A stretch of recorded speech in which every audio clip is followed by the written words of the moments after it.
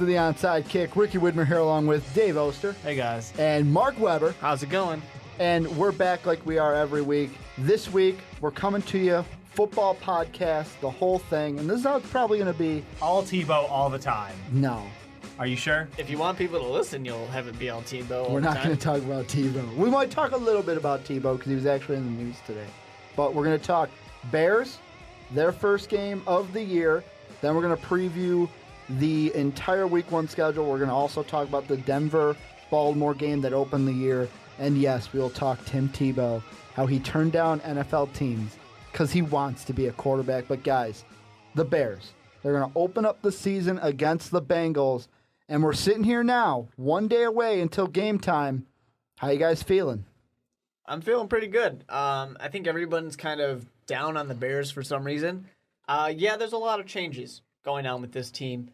A lot of personnel changes, staff, everything. But there's no reason to think that the Bears are going to just suddenly be like a 6-10 team, which is what people apparently think we're going to be. It's very strange. Yeah, the Bengals are a good team, but I'd take Jay Cutler over Andy Dalton any day. Yeah, and the weird thing to me is the whole knock on the Bears was we have the worst offensive line, and we switch out coaches, make changes. We have 4 new starters on this offensive line, and everybody's like, yeah, they're going to be worse this year. How? It doesn't add up.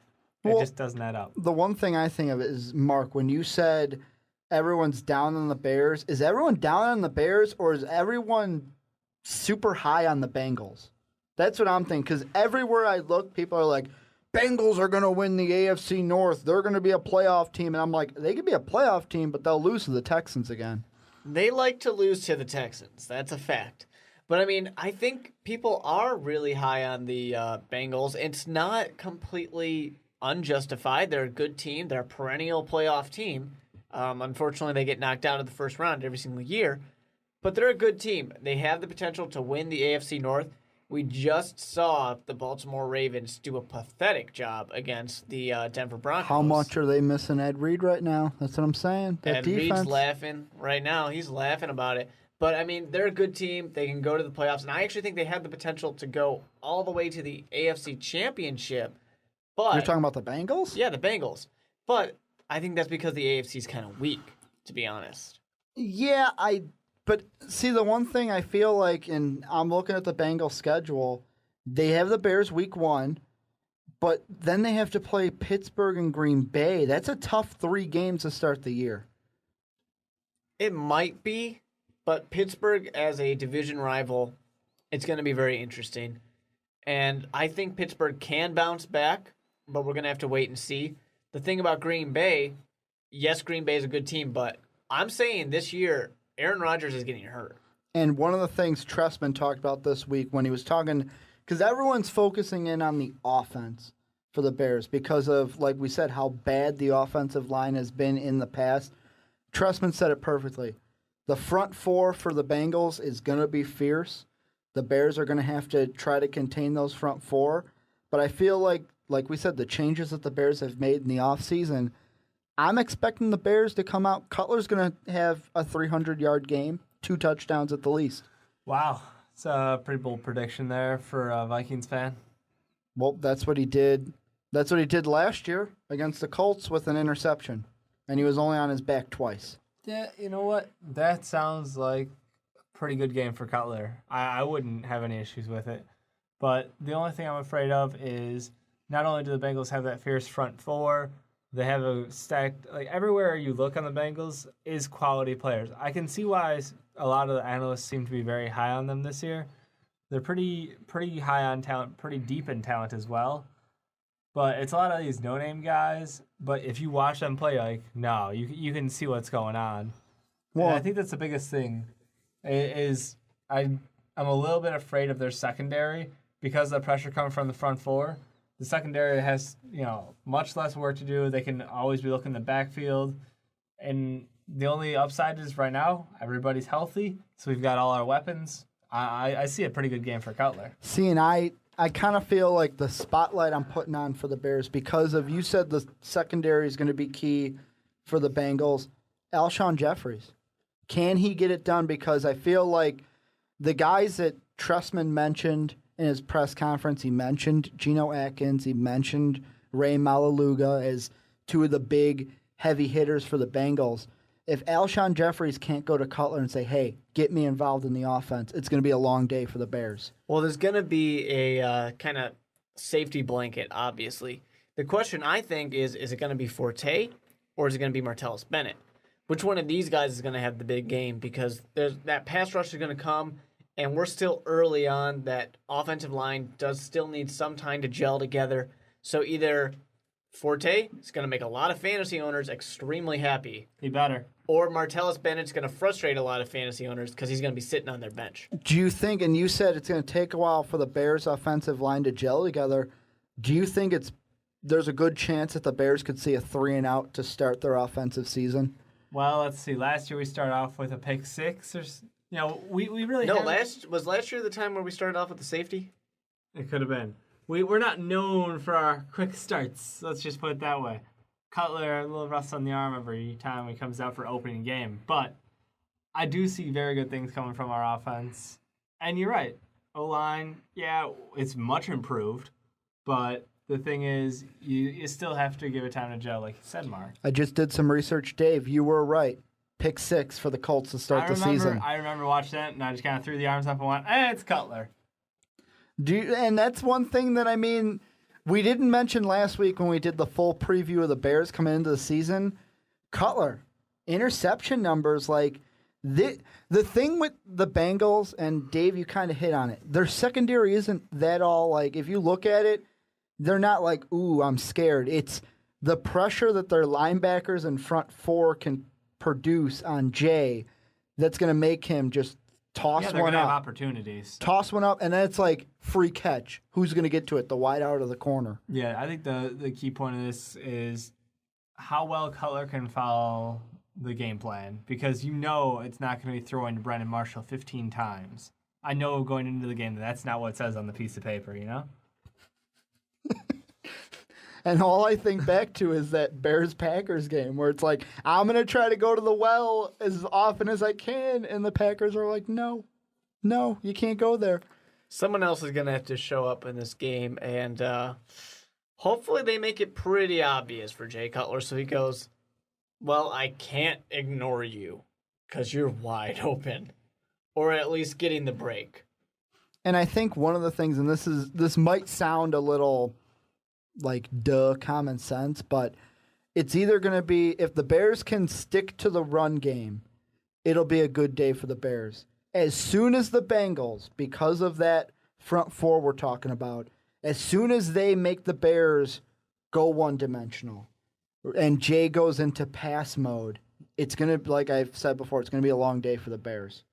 They're both pretty physical teams. I do like the fact that what we saw out of Forte in the preseason was a lot of longer runs, great blocking from everybody, not just the offensive line. We got wide receivers and tight ends throwing blocks downfield. And I'm really looking forward to Forte setting a good, nice tempo for the game. Do you think that Bush is going to vulture any? I think Forte's on your fantasy team, right? He is. Is Bush going to vulture any of his touchdowns? He will. I think they'll probably end up over under half of them. They're going to be dead even. I hate to say it, but they're going to be dead even. I think you said, Ricky, that you were expecting a 3-and-out to start off. I asked that question. I never said if I was or not. More likely what's going to happen, first play, big run by Forte. You think so? Big run following. Touchdown run? Not touchdown, but over 10-yard run following who? Our rookies, Long and Mills. Random question here. First play of the season for the Bears. Would you go trick play? Would you pull something weird? I think it's the perfect time to pull out, Is Trestman known for that? Is Trestman known for trick plays? That's no, Trestman is known for passing the ball. Yeah. That's what he does. See, that's the thing. Would Trestman call it a trick play? A Statue of Liberty play or something. I don't know. I think it'd be really fun to see something Maybe like that if we had happen. Tim Tebow as our quarterback, I could see that. If only. Flea flicker, come on. I was watching Comcast Sportsnet this week, and they were talking about the Bears. They had Twitter questions where fans could throw in Twitter questions. Someone literally asked, the Bears have 2 quarterbacks on the roster. Do they pick up Tim Tebow? Yeah, no. Yeah, Emery shot that idea down. I think what the Bears should do, if we're going to go with this trick play idea, I'm just go saying. send it'd be Devin interesting to Hester see. out there. Because nobody expects him to be a And then wide have Jay receiver. punt it to him. Have Devin Hester line up about 40 yards behind Jay Cutler. Snap the ball to Cutler. Cutler turns around, throws back 40 yards. Hester's wide open. Now he's in his comfort zone. Yeah, He's not blocks only that. downfield. Or not even throw it to him. He just kind of does a flick, like fumble? the ball's coming to him like a kick return, so he can catch it. And there'll be like no he's one used around to. him so he can, go left and right all he wants before moving forward. It'll be great. Okay, switching sides now. We talked Bears offense versus Bengals defense. The Bears defense. Let's say Bengals get the ball first. I'm going to ask the same question.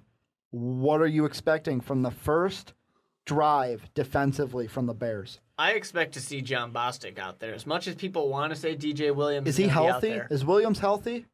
he hasn't played a single moment of the preseason. So, we don't really know, but he's been there. If he's healthy, would you rather put him out there than No, John Bostic? Bostic. Without a doubt. Put the rookie out there. He's been showing up, impressing everybody. Yeah, he's made some mistakes, but he's been impressing everybody. It's his now. He won that job. DJ Williams didn't even show up to the competition. But I expect to see good things out of him. I think our defense is going to be what wins us this game, to be honest. I don't think it's going to be the offense. I think we still have some gelling issues that we're going to have to deal with. There's going to be some mistakes.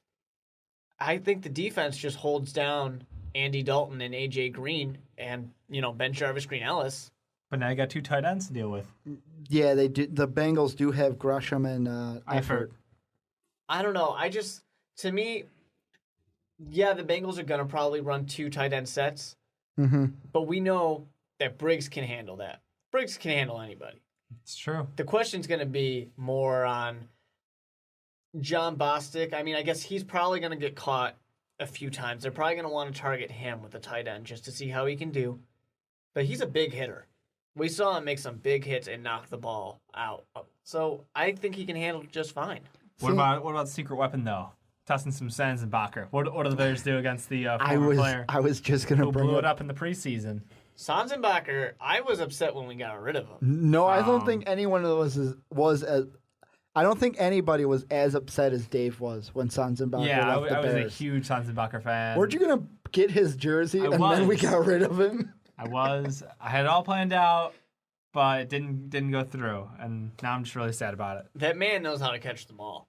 No matter what happens, he will catch that You gotta ball. think he was like the safety blanket at Ohio State University when they had such success. So it's like, why does he suddenly hit the NFL and oh no, he's not good enough to play? No, he's perfect, and I think teams are going to start because of Wes Welker, because of a lot of these smaller guys who are willing to go over the middle, who have good hands and good quickness, and I think huge fan of Sanzenbacher. I hope he has a successful season. See, this is the one thing about, and it's good for the Bears defense, bad if you're a Cincinnati Bengal fan. I just clicked on the three guys under A.J. Green in the depth chart. 16 receptions last year, 13 receptions, and 18 receptions compared to A.J.'s 97. So Little that's lopsided. that's what you're sitting at right now coming into the season at your wide receiver core. And you don't really know if any of those guys on the bottom are going to be good. Are they going to be a reliable number two option? If you're a Cincinnati fan, right now you're thinking, who's the number two guy? Who's it going to be? And there's no good answer to that And question. part of me, It's Gresham. You don't have two wide receivers. You have a wide receiver and a tight end, and then another tight end, and then maybe the fourth best pair of hands on your team is a wide receiver again. Yeah, but which one? I think the better question is not who number two is going to be. Out of the three guys under A.J. Green, so you got Tate, Sanu, and Jones, one of them has to step up. One of them has to be like, hey, if A.J. Green gets double covered by the Bears, someone's going to be open, and First if off, you I'll get the just stop pass, you right there. Come on, with our corners. Yeah, there'll be safety help over the top. I'm but not come saying on. like someone's going to. If there's someone wide open, you gotta catch it. Yeah, no, definitely. But And- going up against Tillman And and Jennings. Jennings, that's pretty shut down as it gets. So how many interceptions do we think is possible in this Two. game? 2? 2 at the least. I think Dalton goes 2 touchdowns, 2 picks, and Cutler will probably end up like 2-1. Bears take their first interception Or for a 1-1. touchdown. I can see it. I mean, no reason why this defense should slow down. We were incredible last year at doing it, so why not this year? See, and I mean, we talk about this Bengal team. We've talked about the wideouts. We've talked about the tight ends. But to me, I feel like the only question mark in this game, running back. Ben Jarvis, Green Ellis, yeah, you're the starter, but how much of rookie Giovanni Bernard are the Bears going to see? Is he going to be just a passing option? Are they actually going to use him in the run game? I think we're definitely going to see Giovanni take away it'll probably be limited in this first game, maybe 5 to 10 carries. I don't see him pulling, like, splitting even with Ben Jarvis, Green Ellis. Honestly, he's such a workhorse, and he doesn't have bad production. His yards per carry last year wasn't fantastic. Needs to get a little north of that 4.0 border, but still, he's a proven commodity.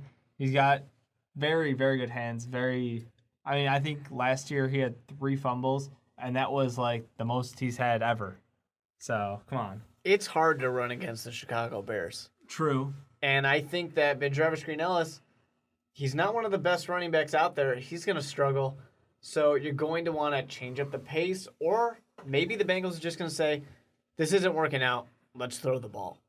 See, and the one thing I feel about Green Ellis is if the Patriots get rid of you, there must be something that's a little iffy. The Patriots have made a ton of bad moves as far as personnel. Do you think getting rid of Green Ellis was a bad move on the Patriots? They're doing running back by committee, and I think they've got 4 of them right now. I mean, obviously Ridley really stepped up more than anyone ever knew, which is absolutely fantastic for the Patriots. I think they kind of lucked into it, to be honest. I know coming out he was, this guy looks solid. He'll totally be able to split carries. And then they're just like, no, this guy's legit. So I think they kind of lucked out. I think Ben Jarvis, Green Ellis, they just didn't want to pay for the contract. They have priorities. I respect that. They got to take care of Tom Brady and then everybody else. So then do you think that Green Ellis, this is getting a little bit more down the future for the Bengals, but is Green Ellis the guy, and will he be the guy against the Bears? Or will they go pass game? I still think he is going to be the main running back for at least the beginning portion of the season. I think we'll start to see him slip out of that, and they'll end up going split back. But that'll unfold as the season goes, depending on how each one of them performs. I can definitely agree with that. I don't think that Green Ellis is going to be that big of a problem for the Chicago Bears or for a lot of teams. Well, it comes down to a prediction time. Who wins, scores?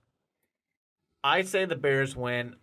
Obviously, you got to pick the Bears on this one, but I'm going to put it at, I'm thinking 24-14.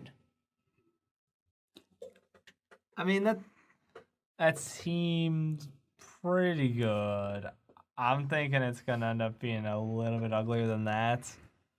I'm thinking it's going to be probably 31-27. I think we're only going to see like just over a field goal difference. And I'm leaning Bears. I am. I'm with you. And I've been hearing all this stuff on, between ESPN, Sports Illustrated, everybody out there, all the analysts have been picking, Bengals are the next top team. And it's like, until I see what this Bears team can do, all I've seen from them is improvement where it was desperately needed. I'm just going to say right now, before I say a score or anything, I'm picking the Bears to win. But one important thing, the Bears haven't beaten the Bengals since 2001. That was a 24-0 win. Since then, they've lost in 2005, 24-7, and 2009, 45-10. So we get our asses kicked a lot. Different Bears teams. Absolutely. I'm going to say Bears win 35-17. Oh. 35-17. Because you got to think, last year, different team in the Colts. Bears came out at home, put up 41 points. Why can't they put up at least 35 again this year? You're right. Under Trustman. That was under Lovey, too. Yeah, but they were letting JBJ at that point of the season. Let's be honest. Letting JBJ. And one thing about the Bears that I forgot to bring up that I want to bring up now, Brian Urlacher, former Bear, comes out and says, hey, you know what? Bear players on defense used to fake injuries, and then you got Bears defensive coordinator saying, no, we didn't. Well, first of all, Mel Tucker was not with the Chicago Bears last year, so he doesn't know what he's talking about when it comes to that. But second of all, every single team does this in the NFL. It's just what you do. Every team does it in college. Every team does it in high school. Keep going back, every team does it. It's just a strategic advantage in every single sport, except for maybe baseball. Every team's going to want to do something like that just to slow down the pace, to give themselves some moments to breathe, to kind of even it out. You know what game, and this is a college game, that just sticks in my head whenever someone brings up faking injuries? I can't remember who they were playing, but Cal, they were marching down the field, or the opponent was marching down the field. They were going to get in field goal range. The defensive player, takes 2 steps, and then the coaches are like, get down, and he's like, oh, my leg, and just, falls over and fakes an injury. That was a pretty sad one to watch because you could see the coaches communicate with him. And my favorite was, and my memory's bad. All I can remember is 2 players go down pretty much simultaneously, look at each other, and then one kind of gets back up again while the chairs go over to help the other. And it's kind of like, somebody needs to go down. And they both just look at it like, oh, no, we're both hurt. Oh, wait, no, he's good. He's hurt. I'm not. I'm good. I just tripped. But yeah, I mean, and that's the one thing I wonder, this is a little thing, I feel like, are we going to see this with the Chip Kelly offenses? Our defense going to be like, hey, you know what, fake an injury here because we need a rest? Absolutely. It's a requirement almost because of the quick pace. There's no other way to give your players a rest unless you're wasting timeouts on defense, which you really don't want to be doing unless you get caught out with your pants down. Well, and I mean, the only thing that unless I'm missing something that the NFL has done to kind of not kind of enforce it is, if you do it over 2 minutes and a half, you're fine. You get an injury timeout. But let's say you're at 2 timeouts under 2 minutes in the second half, you fake an injury, then they take one of your timeouts. Then it's like, okay, you use one of your timeouts type of a thing. But it's only under 2 minutes of the half. Yeah. It's a interesting rule that I think will probably be looked into in the next couple of years if the NFL keeps trending towards this high-paced offense. I mean, in the preseason game 3, I want to say the Chip Kelly offense was pulling plays every 20 seconds. I want to say there was a snap, which is lightning quick as far as NFL is concerned. I'm sorry. But that's not what Chip Kelly wanted. He wanted 10 seconds. Shut your mouth. I'm just telling you what he wanted. Shut your mouth. Shut your mouth. That's what he wanted. Shut your mouth. So it's just a matter of, and the other thing is these big guys on the line. There's no way they're going to be able to keep up 4 plays in a row, 5 plays in a row with this no huddle, quick snaps. You're talking defensive? Yeah. Okay. Defense can't keep up.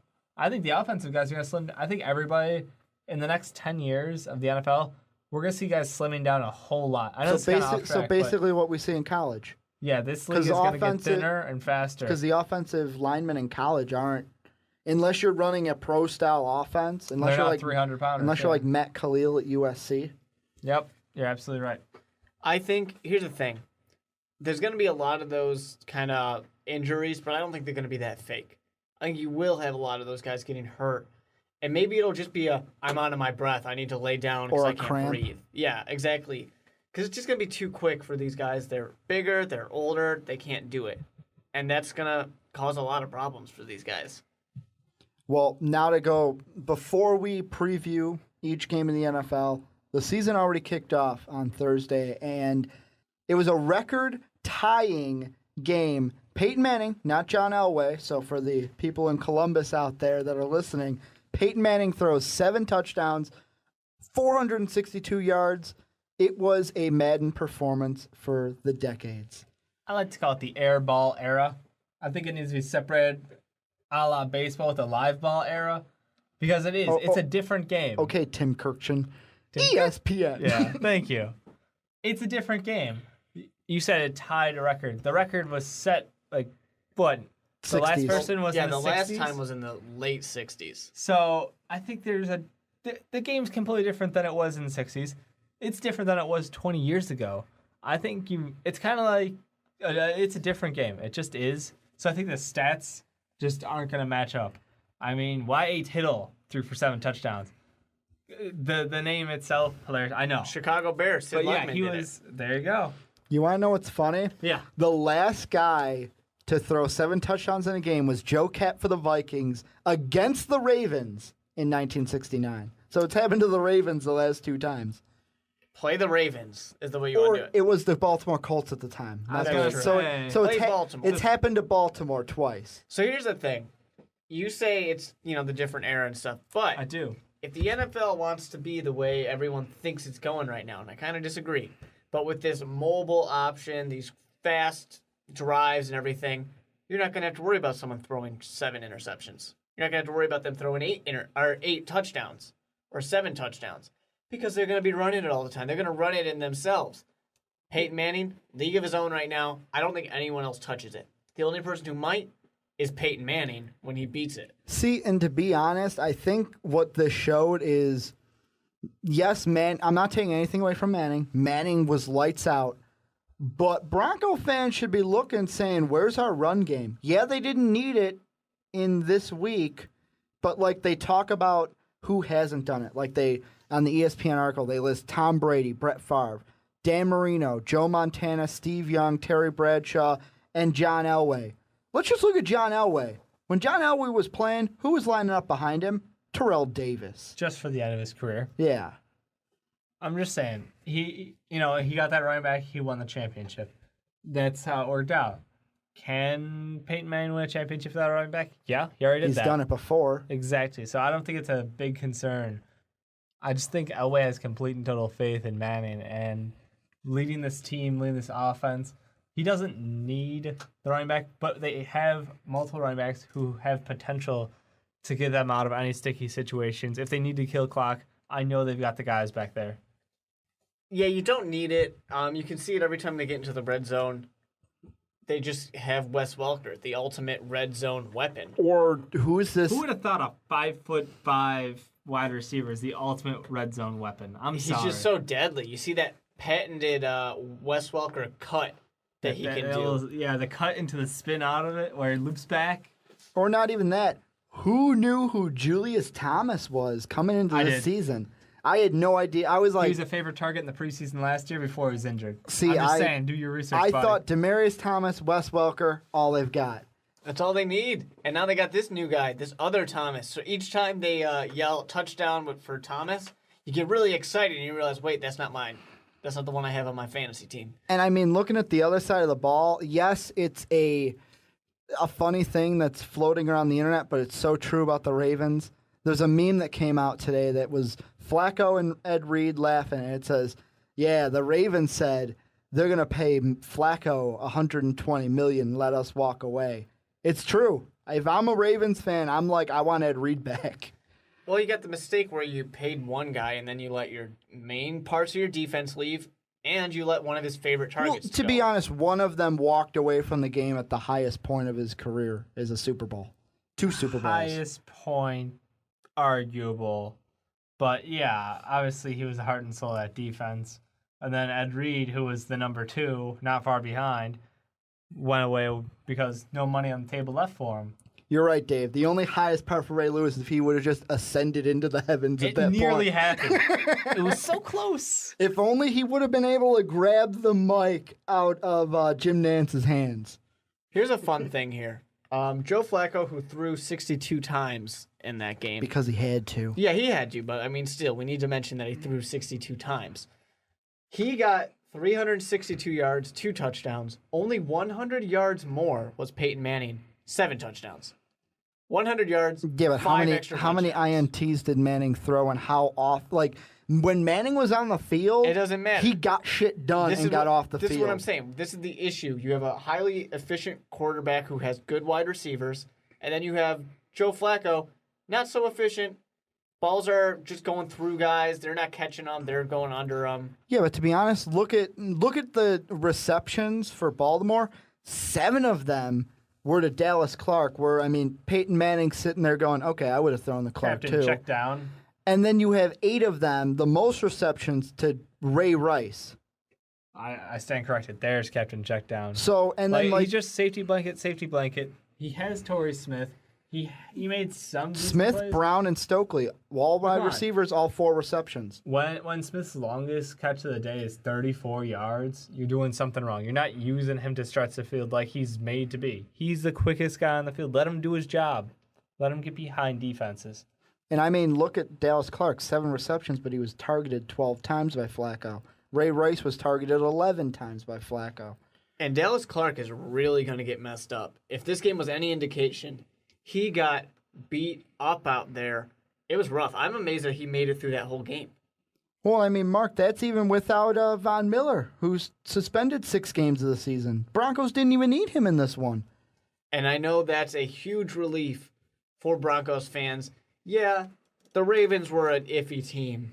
But still, with that being said, you don't need this young guy who's just blowing people away last season get suspended. No big deal. See, and before I asked the question I was going to ask about the next games for the Ravens and the Broncos, this game for the Broncos, is it too premature? I know it's only week 1, but Mark, your Super Bowl prediction was the Broncos. I mean, after 1 week, if Peyton Manning can do half of what he did in this game, they should be good. Yeah, it was incredible. Performance of a career, obviously. It's just huge. You got to be thrilled if you're from Denver or if you're just a fan of the Denver Broncos, Peyton Manning. This is a perfect sign of maybe it's things to come, but this is exactly what you want to see. It kind of reminds me of that magical run Favre had in his second last year with the Minnesota Vikings. You're talking about the one that had that catch against the Niners, the back of the end zone. The season where player for dramatics that nobody else can match, but it seems like these old veterans got one last ride in them, and it definitely all signs point to Manning. Well, and not even that. Right. You said, what did you say to describe it? The airball era? Is that what you called it? At the beginning, you said something about airball and airball era. That sounds right. It's great to kind of see that in because I was reading SI's NFL preview issue that came out this past week, and they had a nice feature on the read option, and it's like, what are NFL teams like? All these teams calling up college coaches like Sumlin at Texas A&M and Clemson's head coach, and there were a few coaches that even contacted the defensive guy Mason at Stanford, asked him about it, and then said, don't tell anyone that we talked to you. Everybody's scrambling for answers right now. And it's like, how do we beat this? Coaches against it, like, oh, it's going to phase out. Oh, it's going to be something. And then you got Peyton Manning, the total opposite of the read option. Boom, 7 touchdowns, 430-some yards. Boom, big win. Old school cerebral quarterback. Rocket for an arm and just surround him with talent. I mean, nothing ever is wrong with that. He just outplayed the other team. The Broncos offense just outplayed the Ravens 11 men who happened to be standing around. I'm sorry, I don't want to call them a defense at this point because that was just an embarrassing performance. Well, and I mean, the biggest question for Baltimore coming in was you lose Ray Rice, or you lose Ray Lewis, you lose Ed Reed. What's the defense going to look like? They lost more than that, and that's the thing is, those are 2 big names, but they lost pieces like crazy. I'm not saying that's all they lost, but those were the 2 pieces that every single fan, that even the casual fan was like, I know what you lost. Yep. I know you had Doomerville. They lost so much that Doomerville doesn't even start to make up for it. It's great that they have him, apply some more pressure, fantastic, but I'm sorry. They have so many holes that they just... It's not even close to the same team. I think after this game, I don't want to knee-jerk and say they're a terrible team, but I'm going to say they're probably an 8-8 team. Well, the one thing I was going to bring up, these are the only teams in the NFL we can talk about week 2. Ravens are at home opener against the Browns. Manning goes to New York. Possible Super Bowl preview, Manning versus Manning. No, though, that's not true. You keep trying to sneak that one in. The Giants are not a Super Bowl team this year. I'm not saying the Giants are a Super Bowl team. I'm not saying the Giants are going to make the playoffs. But just hear me out. No. The Super Bowl's in New York this year. We already had the hardball. You're talking about Peyton Manning riding off into the sunset. how awesome of a storyline, because I'm a storyline guy in the NFL, the storyline of everyone's like, oh, Eli's better. He's got 2 Super Bowls. Peyton gets his 2nd Super Bowl over his little brother in Eli's house. It would be fantastic, except for the fact that the Giants suck this year. O-line, not so great anymore. I'm not saying that pass rush deteriorated. Secondary, non-existent. Not saying it's going to happen. I'm just saying it would be a great storyline. The Giants aren't going to happen in Ricky's dreams. It's going to happen in Madden tonight. I'm going to play it. There you go. Yeah, Broncos have the New York next week. Baltimore has the Browns. Do both of these teams get wins next week? I don't think the Ravens will beat the Browns. Really? Yep, I'm going bold. I'm taking the Ravens right now. Oh, that's rough. I think both these teams definitely should get wins. And there's no way that the Baltimore Ravens, after getting embarrassed by the Broncos, go and lose to the Factory of Sadness over in Cleveland. Just no way they let that happen. I love that nickname, the Factory of Sadness. I think that the Ravens, Mark, I'm going to agree with you. They're going to get a big win against the Browns. Denver will get a win against New York, but I mean, whenever Manning and Manning play, it's always a good game, so I'm just going to say that one's going to be close.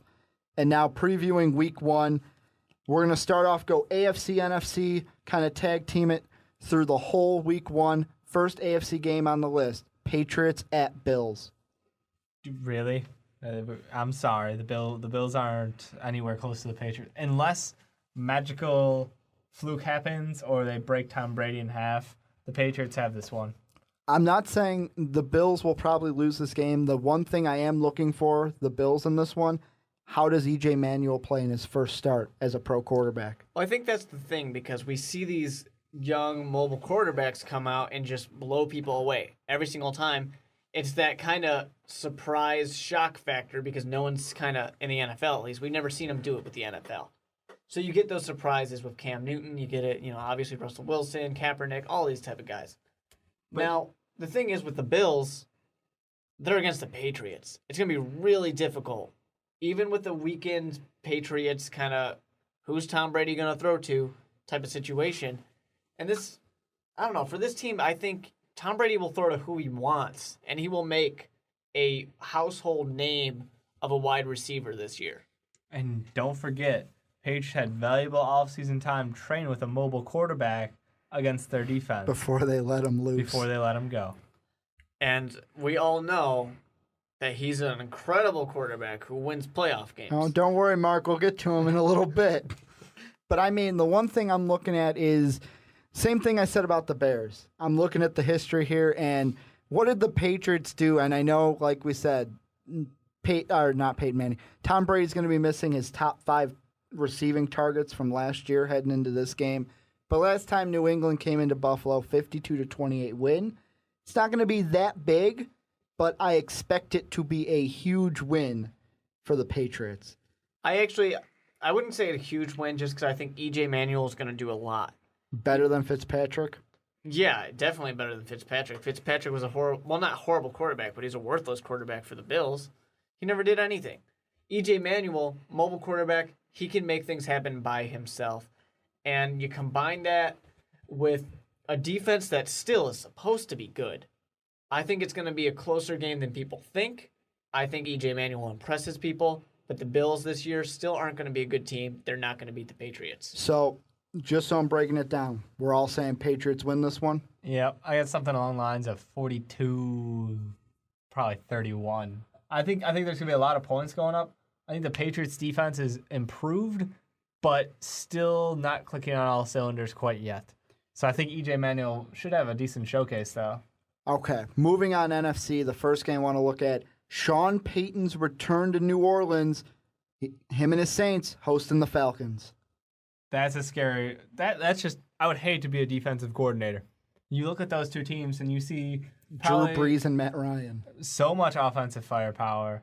So, I mean, the offensive coordinators on each team, genius. I mean, you got Drew Brees, basically his own offensive coordinator, but now he's got Sean Payton backing him up. Isn't Rob Ryan in New Orleans now? Rob Ryan is the new defensive coordinator. So he's got to find out a way to contain Matt Ryan. That's not exactly a loaded cabinet of tools to work with either, I'm sorry to say.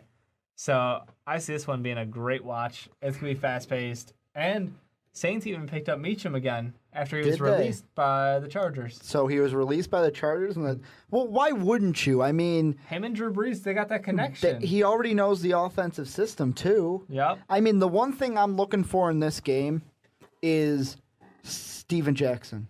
How is he... Because Michael Turner's gone in Atlanta. Steven Jackson's the running back. How is he going to do with the Falcons? And that easily can be the difference maker in what should be a shootout.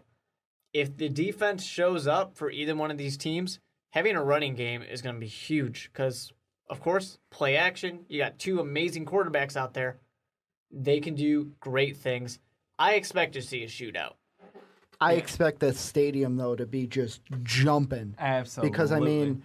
Those fans, the season they were put through last year in New Orleans, you get Sean Payton back, and it's like, yeah, we sucked last year, but we didn't have our head coach. Yeah, and I just want to kind of skirt this over to the other side as far as running backs. I think Ingram is going to be the man just the man, period. I know this is Drew Brees' offense, but when it comes down to crunch time, I think Drew Brees is actually going to have a running back there to rely on. He's not listed as the number one right now, but he's one of those guys who I think, again, he's going to end up becoming the go-to guy in the backfield. And I mean, yet again, we talked Drew Brees versus Matt Ryan. What about the tight end matchup in this game? Jimmy Graham versus Tony Gonzalez. Jimmy Graham, the new, Gonzalez out with the old. And yes, Gonzalez still having just absolutely phenomenal years. It would have been a tragedy to see him go out the way he did last year with that drop pass. So I'm glad he came back. He's got another chance to go get that championship ring. And I'm going to already throw out my score. I'm going to say it's going to be a similar score to like we saw in the 2011 season when these teams met in Atlanta. Whoever wins, I'm going to go with the Falcons, but it's going to be a 3-point victory. Field goal, Matt Bryan to win it. I think that's an interesting way to go. I would take the Falcons above the Saints in this one. I just think they've got the better overall team because they have a defense. The Saints don't really have much of a defense going on. But even with that, Drew Brees can still keep it somewhat close. I would say more like 35-28. Yeah, the only thing I'm not happy with about the Saints defense is they're going to play that bend don't break Rob Ryan style. Yeah, they're going to unload a lot of blitzes on them. But the thing is, Atlanta goes deep with the ball, and they go deep often. They have probably the best tandem wide receivers in the NFL still. So I'm fearful for the Saints defense on this one. I'm going Atlanta by touchdown. Okay, this next game, I just want to bring it up now, get it out of the way. Dolphins at Browns. That should be the game of the week. Yeah, what do you think? What are you saying? Get it out of the way. Make sure that's Sunday Night Football. It is a good game. That game, I'm upset it's the same time as the Bears game. I am not looking forward to watching that game. I might DVR the Bears game so I can watch this one. But this, I mean, seeing Lauren Tannehill out there is going to be great. That will be worth it. Her on a Jumbotron. Yeah, I mean, that's fantastic. The only thing that would be better if his Brent Musburger could call the game. Ooh, that would be impressive. That's some contractual issues, though. But yeah, that'd be great to work out. I mean, this one, it's tough to say. Is Mike Wallace going to be a huge threat out there? Probably. The amount of wide receivers who go free agency and then have great success somewhere else is pretty low, though. I mean, just think Deion Branch going from Super Bowl MVP to released by the Seahawks because they couldn't figure out how to use him. And then guess what? Pick back up with Patriots. Another great year. It comes down to quarterback usage. I think Tannehill, though, is a smart enough quarterback, very talented young guy. I think he'll be able to get Mike Wallace probably another 1,000-yard year. Yeah, but the one thing, and I'm not saying this is make or break for the Dolphins. Yes, they had Mike Wallace, but they lose left tackle Jake Long. He goes to St. Louis. Fortunately for them, the Browns' defense isn't much to be scared of. So Tannehill should have some time to throw the ball and should basically have time to find Mike Wallace because that's pretty much all he got. Yeah, he lost his tight end in preseason to a pretty bad injury. So I want to go with the Miami Dolphins on this one. I really do. I'm going to go with the Browns only because of, and this is kind of going to be my little bugaboo for this week, history. Miami has lost the last 4 games to Cleveland, and they've played 5 times. All right, that's reasonable. Yeah, that's a rough one for Miami. The They last gotta break it. game was a 1-point victory by Cleveland, 17-16. And that's not. Oh man, that's just sad. That's a Cleveland type of game right there. Just that miserably low. I want to go back and watch the 2005 meeting because Cleveland won 22-0. That's a beatdown. That's embarrassing. That's embarrassing. But I got to take the Dolphins on this one. Yeah, I mean, Whedon's not that bad. Trent Richardson's pretty good. But I don't know. I can't. It just stops right there, though, with Cleveland, exactly. There's unfortunately. nothing else that's really going to go and take them above the Dolphins. And I'm looking here. I think this might be our only in between 2 conferences, an AFC team and an NFC team. But next game, Tampa Bay at New York. Yeah, I'm sorry. The Revis Jets suck. Island returns to New York to Jets play Geno suck. Smith. Jets suck and Jets suck. But are the Buccaneers any better with Josh Freeman? I expect that Geno Smith could quite probably throw 4 interceptions in one game. You think he's going to throw 4? But does he butt fumble to get it back on SportsCenter? Unfortunately, I don't think he can. But there's just no reason to believe that Geno Smith is going to be that great. He doesn't really have anything going for him right now. He won the job because Rex Ryan's a fucking idiot. He won the job because somebody up there said, "Hey, you wanted this guy. You're gonna use him." Or because Rex Ryan got Mark Sanchez injured. Intentional, unintentional. I'm not putting anything down. I think that Mark Sanchez could play. I think he could play if they wanted him to. They're just saying, "No, sit out. You'll be fine. Kinda Don't sounds like worry Alex about Smith. it." Yeah, but only in this situation, you have a very Instead of having 2 very good quarterbacks, you have 2 not so good quarterbacks. I almost said unproven quarterback, but he has proven that he is not very good. He's proven that he's unproven. Yeah. So in this one, Buccaneers. Buccaneers got a great defense. They lost some. The only thing I'm worried about with the Buccaneers is Josh Freeman's just inconsistent. How many interceptions is he going to throw? They took away his captain. They took away the boy's captain. He was that since rookie year. Comes in, proves himself, gets to C. Guess what? This year, Vincent, we're going over to Vincent. And I mean, the only thing that helps Josh Freeman is the muscle hamster. Absolutely. Doug Workhorse Martin. that team. And I love him. You love him. If Doug Martin can get it going, the Buccaneers will be fine. And I think I don't think the Buccaneers will have any issue with the Jets. The only thing I'm interested to see is this Jets defense because that's about all that anyone with the last name Ryan knows how to do. Yeah, and I mean, this game, I feel like kind of the same way. I'm going to lean the same way that I did in the Saints game. Yes, I gave Sean Payton the loss in his return to New Orleans, but for Revis coming back to New York, I got to give him the win. Bucks beat the Jets. Jets could probably be a 1-win team this year. Ooh. That's pretty low. Johnny Manziel to the Jets, is that what you're saying? Suck for Manziel, why not? He didn't blow it up big in New York. This is a different conversation, but Johnny Manziel as the number 1 quarterback, doubt it. Not saying number 1 quarterback in the draft. I'm saying Number 1 pick. he'd end up doubt that too. If he's going to be the number 1 pick, number 1 quarterback, that's the same thing. Ricky, Come on, Ricky. Joking on the show. put 2 and 2 together, Ricky. Okay, next game. Raiders at Colts. This game could be interesting. I think we're all leaning towards Indianapolis. I'm just gonna throw that out there. But already. Terrell Pryor starting, Dave. That's your what I'm boy, interested your in. boy is start. You called it 2 weeks ago. I did. I called it. All I needed to see was about 7 plays of him on that offense, and you could just tell he's leaps and bounds ahead. He definitely deserves that number 1 starter spot. If I'm Matt Flynn, I'm pissed. Yup. He's just, I mean, I think at this point you got to accept the fact that you are a backup quarterback and you're just going to get paid big money to do it. Yup. That's just what it is. Don't complain. You are getting so much money. You are just rich to just sit there and watch someone else play. And the other interesting thing about this matchup is I want to see how Luck progresses into his sophomore year. Are you going to bring up the slump word? I think he'll avoid it. I'm pretty confident that he is pretty much the second coming of a Manning. Mm-hmm. So I'm not worried about the slump. Funny how you say that about. Funny how you say second coming of Manning, and we're talking about the Colts. Yep, exactly. It's a great time to have That's a great time to have. It's a great situation for Andrew Luck to be in. Obviously, they made it to the playoffs last year. They surprised everybody. I mean, from going from the absolute worst to being pretty damn good. The only thing, I brought it up before when we were talking about the Colts in our previews, they got beat bad in a lot of those games. Yeah, they won big. So it's going to be an interesting situation for them.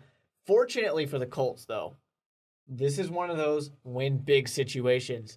The Raiders' defense, not very good.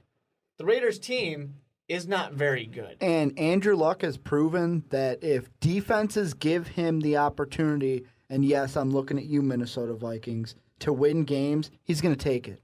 He's going to take the opportunity. And even if this, I'm not going to say it's a close game, but if it ends up being close down the stretch, Luck's that guy where he's got it in him to be that 2-minute drill guy, let's march down the field, win the game. I kind of see this one being like Colts are going to pull away early. We're going to get to see some Terrell Pryor highlights in the middle, and then they're going to finish it off. Terrell Pryor highlights in the middle. No, I don't disagree with that at all. I think there's got to be some moments where Terrell Pryor just goes off and gets things done because that's the kind of quarterback he is. Because, it's like once the Colts get up big, they're going to pin their ears back and be looking downfield, trying to thinking that they're going to throw all day to try to catch up. Terrell Pryor is going to make you come in. He's going to make you play honest. And then he's going to pull the top off the defense. There you go. See, I feel like we're all going to say Colts win. Yep. I'm going to say Colts at least score 35 points. So that's pretty good. The only thing they is... did add, you got to mention the big addition in the offseason. They got themselves a legit running back. And I feel like the only thing for the Raiders is can McFadden stay healthy? I lost that bet a long time ago. Game 1, though. We're only in game 1, so I it's know. all it takes. That is all it takes, Hey, sir. you're talking to the guy who lost his fantasy kicker week 1 last year. I have a history of losing starters in week 1. Tom Brady was up there. The fantasy kicker thing really hurt because I lost by 4 points that day. Yeah. I'm sorry to rehash this, everybody, but it happened. Not going to let it go. And I've been avoiding this one. I didn't want to do it right off the bat. I'm going to bring it up now. Vikings at Lions. Why'd you want to wait for this? You afraid of the results? Because I feel like both of you are going to say the afraid the Lions. Vikings I'm going are to say gonna the get shut out? Vikings. I'm just going to say it now. I think the Vikings are going to win. Yeah, without a quarterback, wins come hard. They are hard. Yeah, but without a secondary, wins come hard. Cordero Patterson is going to be awesome in this game. I think he's going to have a great season. Yeah, he has Christian Ponder throw into him. That's nothing to be too happy Or about. Matt Castle. Or Matt Castle could play. Also something not to be very happy about. But AP, Cordero Patterson, Greg Jennings, I'm pretty happy with that. Even Rudolph over at tight end, not something to be that upset about. The Lions, I don't know. We all know how I think the majority of us feel about the Lions. The Lions, we all kind of agree in this situation that with Jimmy Schwartz as your head coach, Fire them. they're not going to get rid of very them. far. This is a team that's undisciplined. They never. I mean, they're very inconsistent. They don't really have a focused plan to succeed in the future. You know what I think of whenever I think of Jimmy Schwartz? The game against the 49ers. Which coach can be more immature, Jim Harbaugh or Jimmy Schwartz? And yet Harbaugh went to the Super Bowl, and Schwartz is a whiny little bitch. Yeah. I But love Harbaugh can Harbaugh actually reactions. coach. Yeah. I could watch the Harbaugh brothers react to things on the field all day. Schwartz just seems kind of like a brat. I don't know. That's just the way he comes off. But it does seem like that team, the Lions, have all the talent necessary to put together a winning season, and yet they're struggling to do so. So I agree. Again, seems like the coach primary source. I think this is probably going to be a closer game. I still want to lean Lions to piss you off, though, Ricky. Well, and I mean, I feel like the Vikings only because besides the front four on defense for the Lions, all Christian Ponder has to do is extend the play a little bit, find someone open in the Vikings are an secondary. offense, plug and play, waiting for their quarterback. Honestly, that's all I see it as right now. I see Christian Ponder as a placeholder. Well, It's that's exactly what it is. because they Once- spent way too much to get Christian Ponder. And once they get that guy, I think the Vikings are instantly top tier. I mean, yeah, they didn't have Greg Jennings at the time or Patterson, but look at what the Vikings did with a aging Brett Favre in his first year with the team. Absolutely. I mean, if you put a good quarterback on this team, and I know that wasn't the Leslie Frazier era, that was the end of the Childress era, but I mean, it's still the same Vikings. I mean, when you have Adrian Peterson, you're going to run with him and then throw when you're not going to run, but it's mostly going to be Adrian Peterson. Then the third option of kicking the ball, and that covers all your bases there, Ricky. Well, thanks for maddening that one out. We do have Blair Walsh. You see, he had 3 catches. They call no, that's 4 catches. The only thing is I can't draw. I don't have my yellow marker. He couldn't draw either. He just drew penises on the field until somebody noticed. But no, I feel like Vikings are going to win this one. They've won the last 2. The last time the Lions won was December of 2011. Yeah, I don't think this is a very good season for the Lions. They're a team that's going to fire their head coach at the end of the season. I said it already. 1 win for the Lions. Nope. You're incorrect. It's the Jets.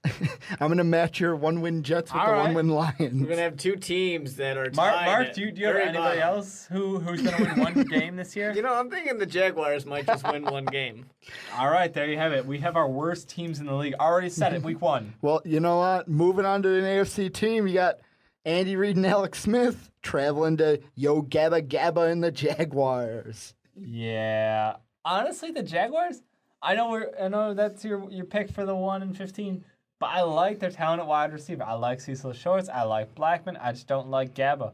You know, I think they're underutilized. They still have a fantastic running back, aging, but still fantastic. In MJD, that is. Little pocket Hercules. The whole thing is, the defense is subpar. It's just subpar. I'm trying to find a nice way to say it, but it's just below average. And offense, replace the quarterback, and they'll have a decent team. Yeah, and you talk wide receivers for the Jaguars. The Chiefs went out and traded for a wide receiver that couldn't do anything in San Francisco. He's going to get a chance to do something with the Chiefs and A.J. Jenkins. They add Alex Smith, who can start in the NFL, and they have Andy Reid as their head coach. Reid is a proven good head coach. Is he what he used to be? We'll find out. Quarterbacks look good. Look at Don McNabb. Kevin Cobb. You got him in that contract? Jeff Garcia.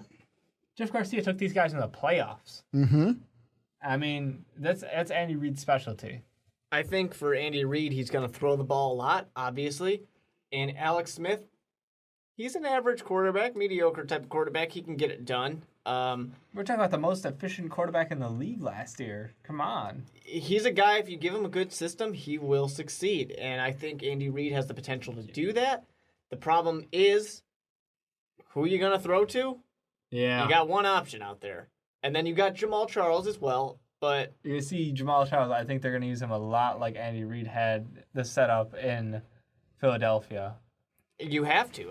You don't have any other option out there. Yeah. I mean, Donnie Avery's going to be the number 2 guy probably, and I mean, I picked him up in fantasy just in case, but I mean, I don't think he's going to be showing anybody any huge signs of life out there. I see about 15 to 20 passes a game. I think they're playing, even for an Andy Reid offense, it's going to be pretty conservative on the pass, I think.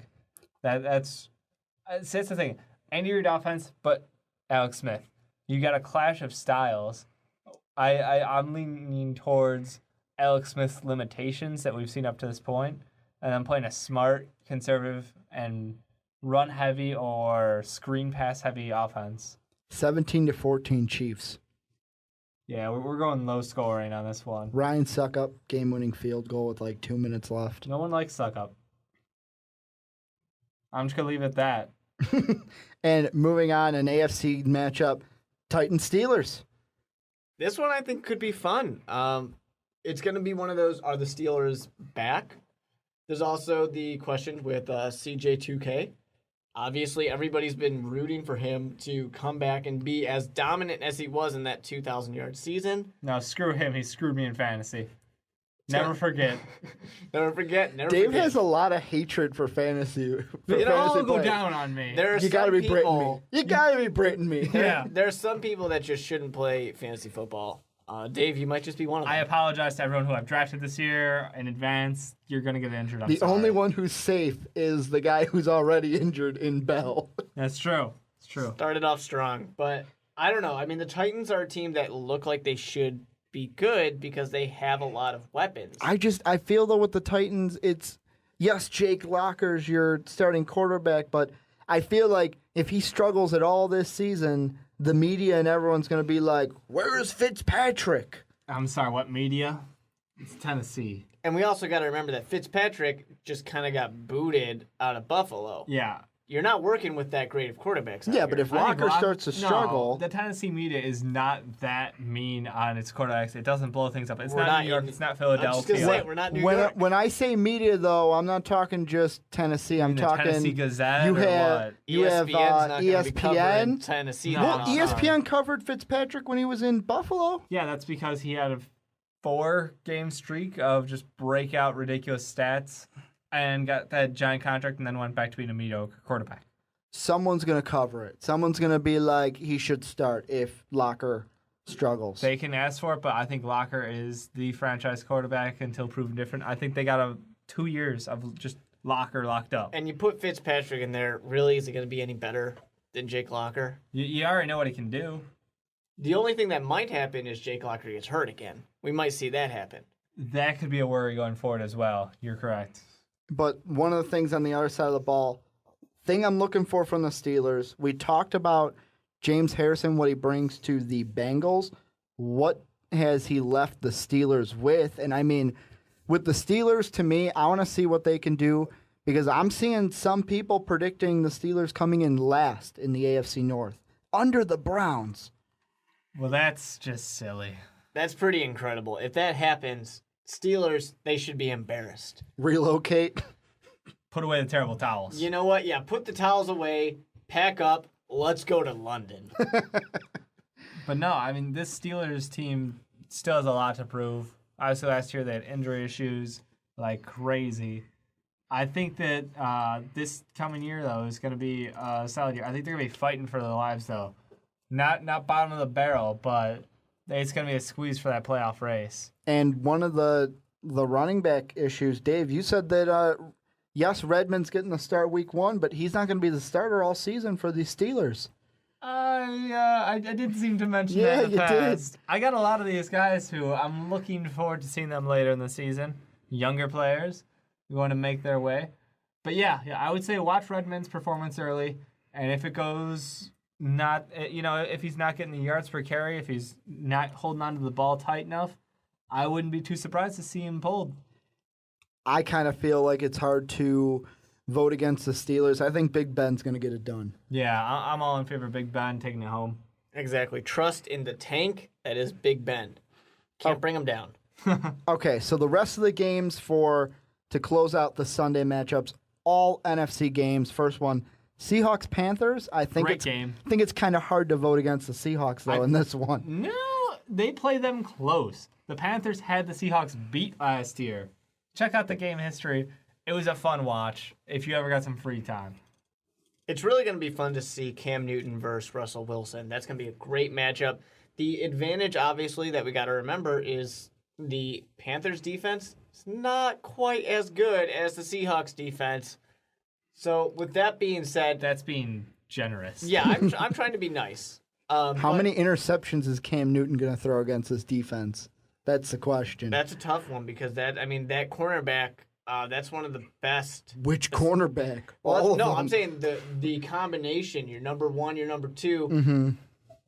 Besides the Bears, no one's even close. And Dave, the game you were referencing, I'm guessing, is the 16-12 game last year. It would be. That was Seahawks narrow victory. Yeah, I'm hoping to see Russell Wilson be really opened up when it comes to this offense. So they went out and got him some weapons on offense.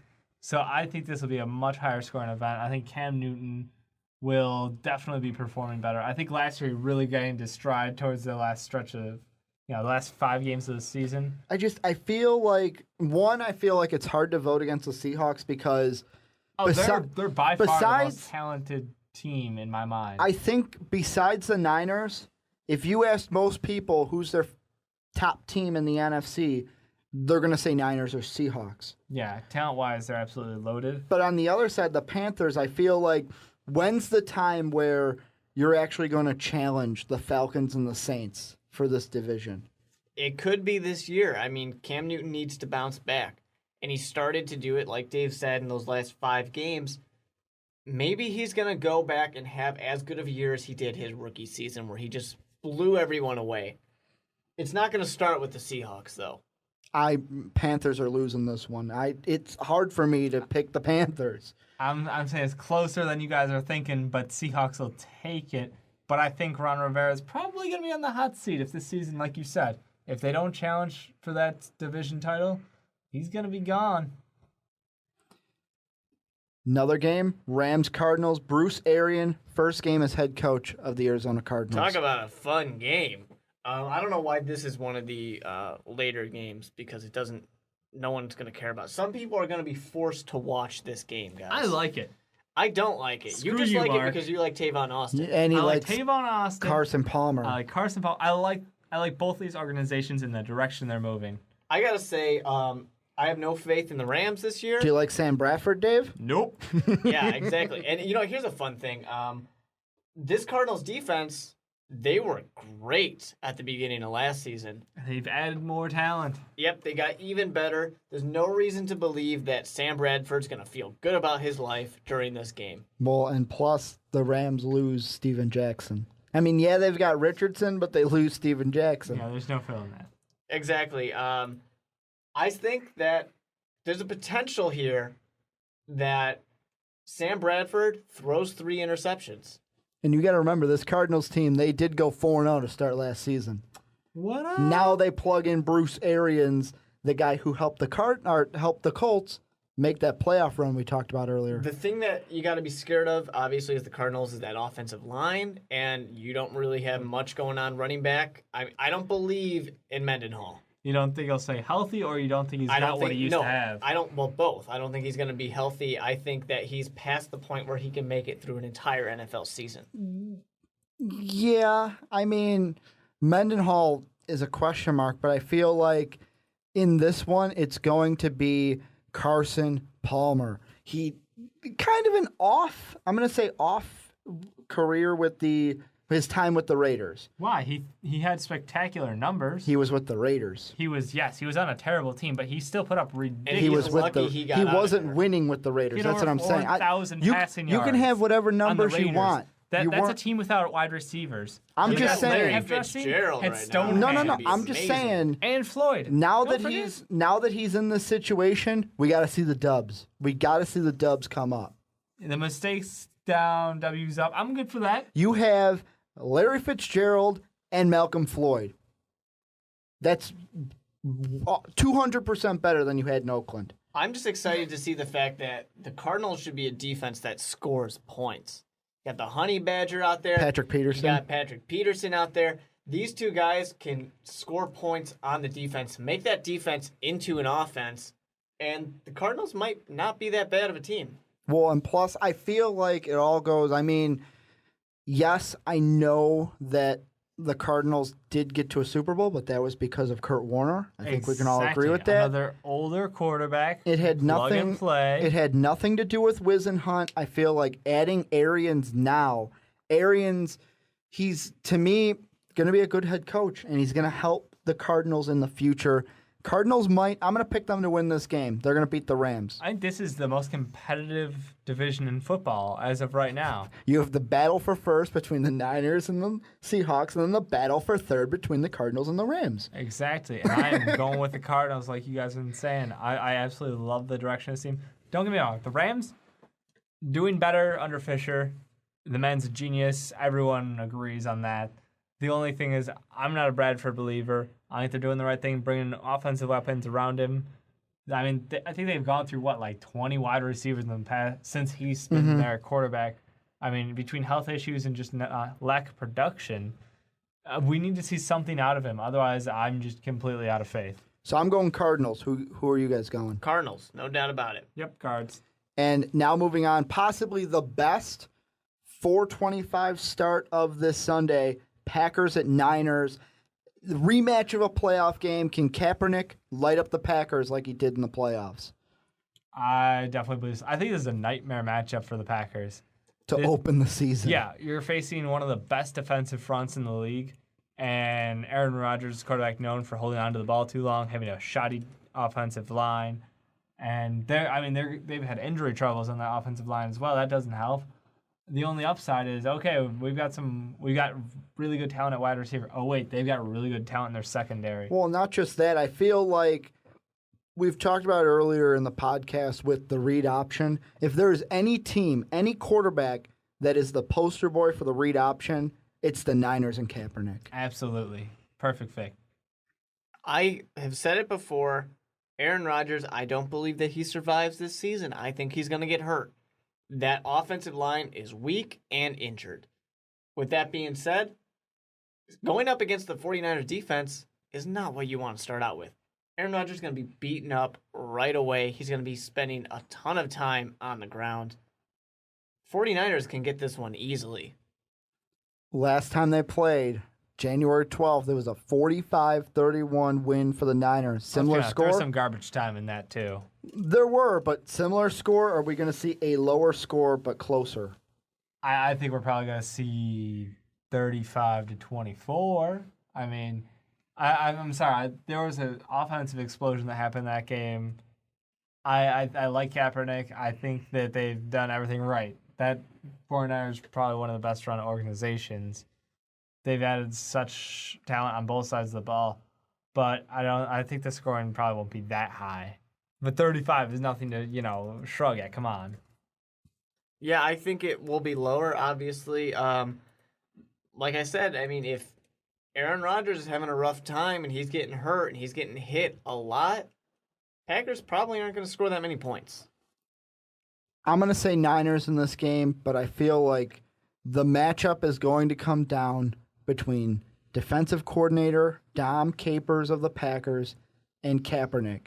Capers is one of the guys that studied the read option this summer, put it to work.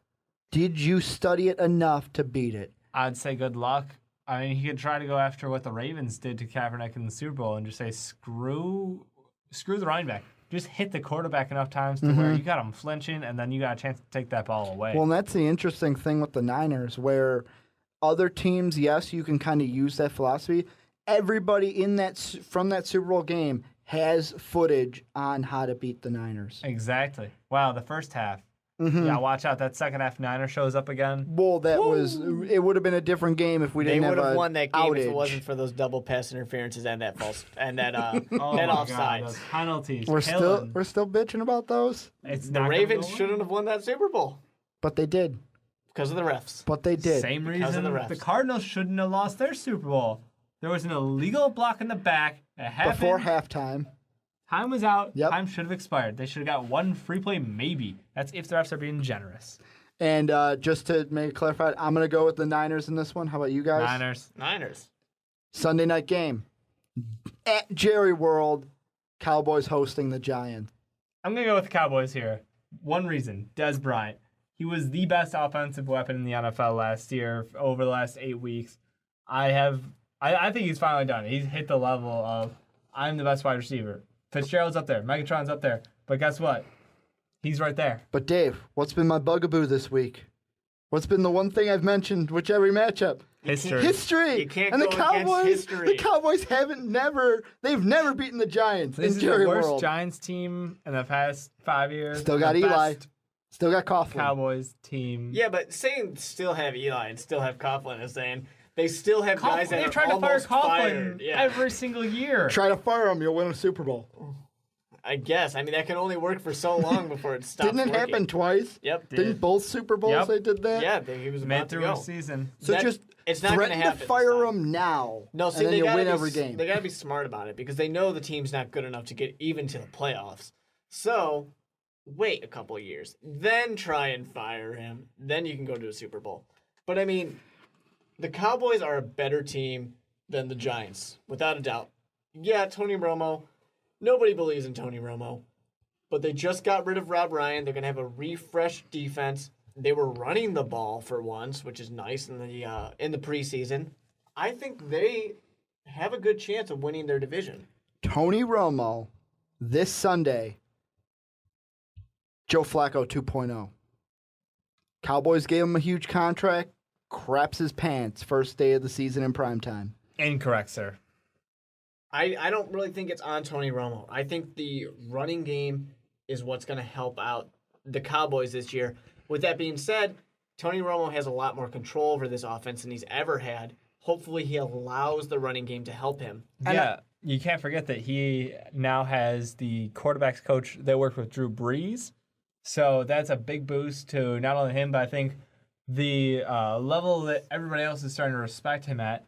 I think after his performance with the broken ribs, he just should have stopped all doubters. I understand he still, doesn't have playoff success, but he's such a good quarterback, and he's a playmaker. He's got that Brett Favre gunslinger, like, screw it, I'm going to make the throw. You can't compare Tony, I can compare but him Brett Favre to, wins. That's what I'm Brett Favre saying. did win eventually, and only once.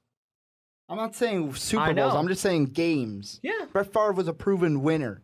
And Brett Favre didn't win 13 games a season every year of his career. I feel like Tony Romo, it's a lesser degree. I'm going to compare him. John Madden. I'm going to compare him to the butt fumble on a lesser degree. Mark Sanchez, known for the butt fumble. He's known Whenever for, you say Tony Romo in playoffs, I think you can't hold a field goal. Yeah. He's definitely the guy known for choking. He's known for not getting it done, especially in the playoffs. Dating Jessica Simpson. How does no one choking. remember the broken ribs game? I remember the broken ribs game.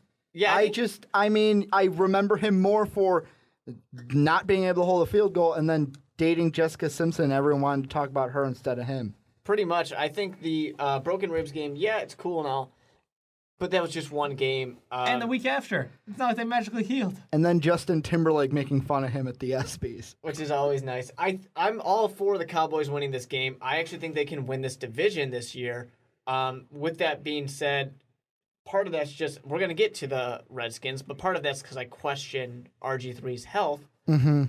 The Cowboys can get it done, and they need to finally break that horrible streak of losing every single game at Jerry World to the Giants. This is the time to do it. Get it done first game of the season. Yeah, but I kind of feel like this losing to the Giants in Jerry World is kind of like the universe telling Jerry Jones, you shouldn't have built Jerry World. It's kind of like the universe telling Jerry Jones, just stop. But he's got the mind of a 40-year-old. Yeah, no, he does not. He does not. No, he does. That's what his doctor told him even. Not a GM, a 40-year-old. He needs to just stop. He needs to stop, give the team, hand the keys over to somebody that's not Tony Romo. I love our comparison. Jerry Jones is a fantasy owner, living out Madden. Okay, I'm sorry. I'm still hung up on the Tony Romo thing. If I read you a couple numbers, 4,900 passing yards last year. He had 3 wide receivers. 2 were over 1,000. The third was just shy of the 1,000 mark. And does that not sound like a great quarterback? 28-19 touchdown interception rate. Not the best, but still overly positive. I'm sorry. I'm gonna give you stats are just they deserve to be respected. I'm going to give you the only 2 numbers that matter. 8-8, no playoffs. That's it. That's the only numbers that matter at the end of the year. I'm not saying Rob Ryan, but I'm saying Rob Ryan. That defense was pretty bad last year. You can't deny that. Is it going to be better this year? For the sake of Cowboys fans everywhere, I hope so. I can see them getting into the playoffs. Like I've said, I don't expect if they get to the playoffs that Tony Romo will win. And to be honest, the top 3 passing yards leaders from last year, Brees, Stafford, Romo, not in the playoffs, not in the playoffs, not in the playoffs. So, I mean, you can't just say numbers equal, I'm not saying numbers just because he has good numbers he has doesn't mean on offense. Yeah, but that doesn't mean they're going to win games. The fault is not in him. The fault does not solely lie on him, like it does for teams who can't produce offensively. I feel like the pressure that I'm putting, I put the pressure on Romo, but you know who the pressure should be put on? Jason Garrett. He's not. I feel like Garrett, similar to Schwartz, not the guy for the Cowboys. Yeah, I mean, he'll be the guy to build them up, but not to win it. I don't think you can really argue that too much. I mean, he obviously needs a little bit more time, but this season I could definitely see being the make it or break it season for Jason Garrett. If they don't get to the playoffs, if they don't have some success, I could easily see him getting the boot because they're not going to give the boot to Tony Romo, who they just gave that huge contract to. No. And they shouldn't because he does produce, but they're just not, I don't know, something about the coaching staff and the way that organization is managed, they just can't get it done. Look, there's only 2 people who have wins and losses attached to their name. That's head coaches and quarterbacks. And I'm just saying, as far as Tony Romo goes, he's done everything he can to win games, put up stupid amounts of numbers, and it's not completely on him. Yeah, he throws a couple more interceptions than ideally, but you got to throw the blame down where it belongs, and that is entirely with his defense at this point. See, and also I feel like I'm looking at the record. You're looking at stats for Romo. I'm looking at records. Stats and eyes. Watching this guy play. One thing that Dallas needs to do in general as a team is, how did Washington win the division? Oh yeah, that's right. They went 5-1 in the division. The Cowboys went 3-3. This is a division where you can't go 3-3 and win it. You have to go. I'm going to say you have to go 6-0 or 5-1 to be in a great spot to win this division. And this is a division that's kind of up for grabs for some of these guys. You got to go and take it with your division games, like you're saying. Absolutely. It's a down year for the Giants. Washington's got the unknown at quarterback. And Philly's a question mark. Philly, who knows? It's a mystery box. Yeah. Could be anything. Could be a boat. It could be a boat. Who cares? Lowest, but it could be what we want. It could be a boat. Then why not take the boat? We'll take the box. We're taking the box. With that being said, I picked the Cowboys over the Giants. What do you guys got? I'm picking the Giants. I'm going history. Reaffirming Cowboys. Haven't won in Romo Germany for a little bit longer. And we can move over to both the other teams in this division, because we got the Eagles versus the Redskins Monday night. That's going to be an extremely exciting game. This is probably going to be the most fun game to watch. Robert Griffin gets injured. Eagles win. Wow, okay. That was right there. That was like lightning picks. Right to the point. Yeah, it's possible he gets injured again. I think there's going to be a little bit of a slow process. The universe is going to tell him no. I don't know. I think that, honestly, one of the reasons I'm picking the Eagles to win this game is because I think Chip Kelly's going to be a huge surprise. It's going to take a while for people to figure out, and we're going to see news, media, everything going, can Chip Kelly and the Eagles get it done? Is Michael Vick back? Is he the real deal? I'm going to go the opposite way. I think the Redskins are going to take this one. I think regardless of who's playing quarterback, they're going to use a heavy dose of Alfred Morris, and they're going to control the pace of the game. I don't care if the Eagles call a play every 20 seconds if they don't get the ball. See, my biggest thing is I don't even care about the plays per second that Chip Kelly wants to run. Possession I'm not even thinking about that.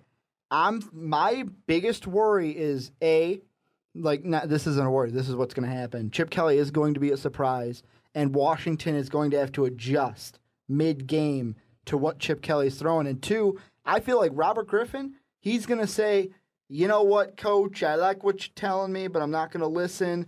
I'm going to go and run. Someone's going to hit him hard. He's gone. I don't disagree that he's going to run a lot and he's going to get hit and it's going to be bad. It's not that he's going to run a lot. He's not going to run the Eagles smart. don't have any hard hitters. I'm sorry. But they're a smaller you defense. hit him, picked on. Hit him enough. Here's the thing about that, though. I think a lot of people are looking at RG3 and saying he's immature, he's going to ignore the coach when it comes down, he's disrespectful, things like that. But I don't think we've really seen that. We've seen him as a young man be asked questions and have him answer these questions. He's just answered questions like, yeah, I think I can play. I think I should play. There's nothing really wrong with it. He's not going to... In some of the answers that he's thrown out there's underline where you're like, oh, you're trying to throw a little jab at Shanahan. I think people just read into these things. I mean, he's not going to sit there, get the call through the helmet and go, yeah, okay, coach, here's what we're going to do, guys. Like, he's not going to change the plays. He's going to run the play, but I'm saying, like, let's say it is a design quarterback run. Instead of like, oh, okay, instead of taking a hit, maybe I should slide or maybe I should get out of bounds. He's going to do what he does, and it's like what we said with Colin Kaepernick. What was the Ravens' game plan? Hit Kaepernick enough? Same thing for RG3. If you hit him enough, you're going to... Yeah, that was a completely different context. They were hitting Kaepernick in the pocket. It didn't matter if he had the ball or not. They were just hitting him because... Yeah, but it's like, what did we say about the read option rule? As long as... Right when he leaves the pocket... Boom, you can hit him like a runner, and that's what they're going to do. Starts to kind of hand the ball off, you can hit him. But here's the thing here. We're talking about RG3 running and not being smart. Michael Vick has come out and said I'm gonna run the ball more, and nobody's gonna hurt me. That's what's gonna keep me healthy. I'm gonna run more. Pretty bold words coming from somebody who just had their body smashed. Exactly. Like, I don't understand. All the attention's on RG3. We need to remember about Michael Vick, the guy who does get injured every season. One thing I will say, I'm not saying that this is totally going to take away the injury thing, but it's going to help a little. Think about the regimen and the not just practicing, but dieting, sleeping, the whole kind of culture change that Chip Kelly has put into this Eagle team. It's going to help a little bit. But thinking that you're going to squeeze between a linebacker and a safety, both just going to nap, that kind of judgment doesn't really help you. Still, with all this being said, I'm going with the mystery of Chip Kelly's offense. You'll take the box? I'm gonna take the box over the boat, the Redskins. Dave, it could be a boat. I'm going with the box. I'm going with the Redskins. Alfred Morris gonna win this game. And then our very last game, the last game you will see this week, the Texans at the Chargers, and I kind of feel bad for the Chargers. Philip Rivers actually renegotiated his contract recently. Did to he? take less money so they can open up more on the cap. Smart move. Smart move for by a quarterback who knows he's defeated. Yeah, for a quarterback who knows, See, that's the thing. you win. You win. It's like he's trying to make some room so they can go get something else. But Too little, he's also, too late. yeah, I think the window for him is closing. The issue I see here is this team has had talent on it. Vincent Jackson, gone. Antonio Gates. Who did they cut and he went to the Saints? Meacham. Meacham's talented. No, couldn't use him though. I mean, it's just the issue of they don't retain their talent. Biggest problem with the Chargers. One guy I'm looking at, or should I say one girl I'm looking at, Teo's girlfriend in this game. Going to be a big key to this game. She's going to be very supportive, I believe, in this game. She's going to fuel him to play. Is Teo even going to play, though? He's gonna play with so much. He's gonna be on that sideline with so much emotion for her, man. So much emotion. Yeah, he's had some injury issues since coming into the NFL. Not that he ever had injury issues before, but all of a sudden he does. I don't think anything matters because it doesn't matter that you're at home. Doesn't matter it's a primetime game. Texans are going to walk all over the Chargers. Yeah, I'm sorry. Regardless of Matt Schaub being criticized as a mid-level quarterback, you've got the number 2 running back in the NFL, and they've got that stretch play that just crushes.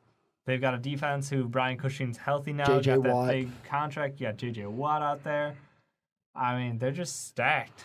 I find it funny because, like I said earlier on the podcast, I read through the SI NFL preview, and Dan Patrick had an interview with J.J. Watt, and one of the questions he asked him was over under 30 sacks on the year.